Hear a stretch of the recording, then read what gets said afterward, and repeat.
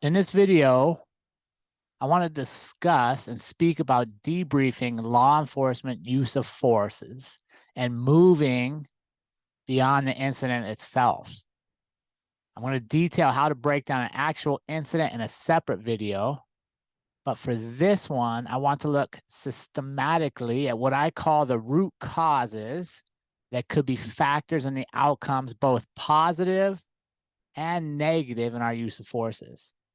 I like to start by working backwards from the incident to its origins, starting with the officer's field training program.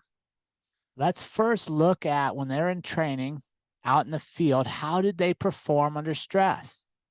What kind of calls were they exposed to? Were they working the night shifts and the higher risk calls, or did they do most of their training on a day shift because it was convenient for scheduling?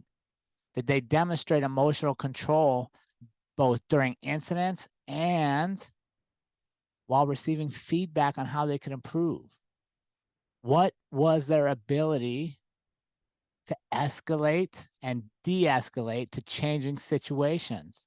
Did we observe it, document it, and was it satisfactory? What kind of remediations took place in their training program?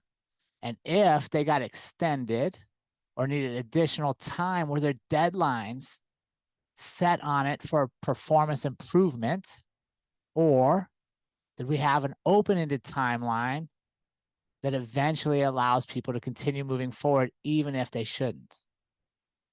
Next, I want to look into who were the FTOs?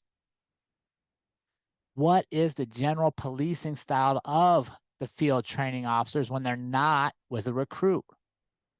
And when we watch the video, can we see any of the officers' behaviors negatively or positively being mimicked by the trainees?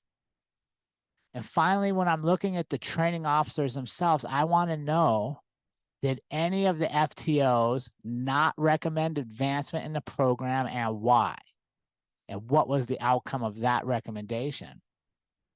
Then I want to look at the FTO program as a whole. What are the qualifications to become an FTO? Is it performance-based, tenure-based? Are people voluntold? Or is becoming an FTO simply a stepping stone to promotion within an organization? What is the length of the training program? Is it consistent, or does it vary from trainee to trainee depending on performance? One of the big things I want to look at when I examine an FTO program from the outside in is, what is the failure rate? This gives you a great insight into the culture of the training program. If nearly everyone fails, or it's above 50%, so 1 out of 2, at least 1 out of 2 is failing, either they're hiring the wrong people, which we'll talk about more in a second, or the program is designed to wash people out and it's not focused on developing new officers.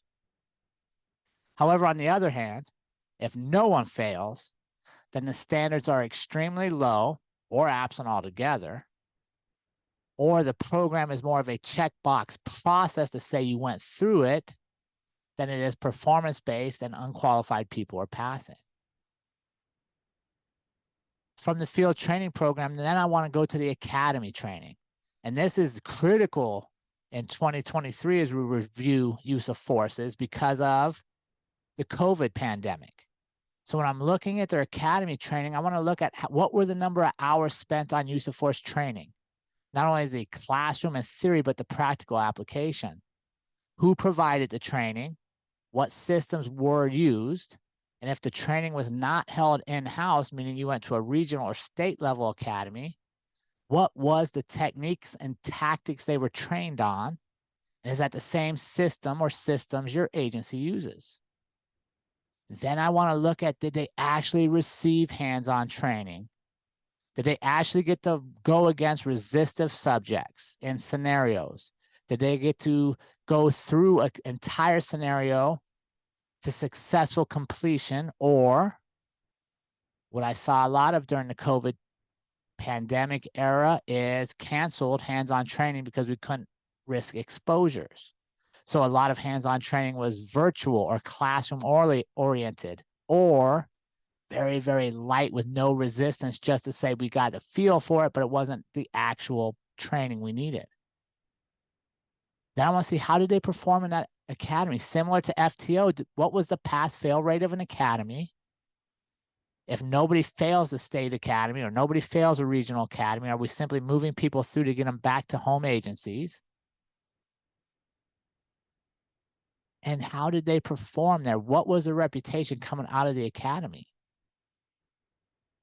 Then I want to look at the hiring process. This is the final stop in evaluating root causes of use of force issues, is the hiring process itself.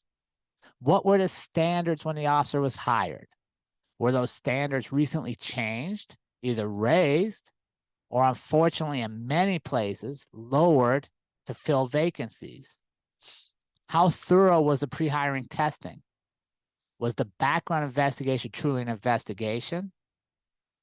Or was it a gathering of favorable information via emails, phones, and a criminal records check?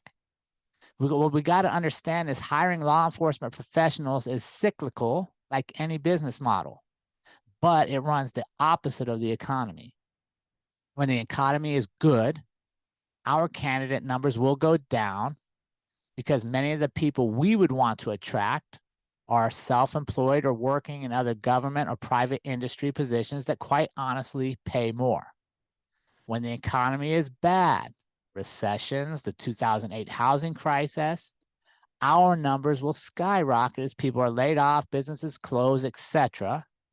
Suddenly, then the security of our position, the benefits, the stability of the career offset the initial lower pay, and we find ourselves with many quality applicants to choose from.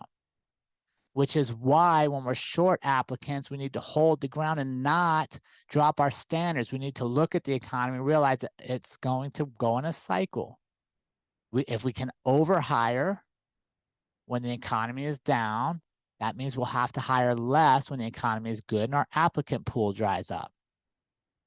But in concluding, while examining an agency's use of force incident by looking through root causes, not just the incident itself, we can see behaviors that we need to change by seeing the whole picture, not just a 20-second, 30-second, 3-minute snapshot of one incident.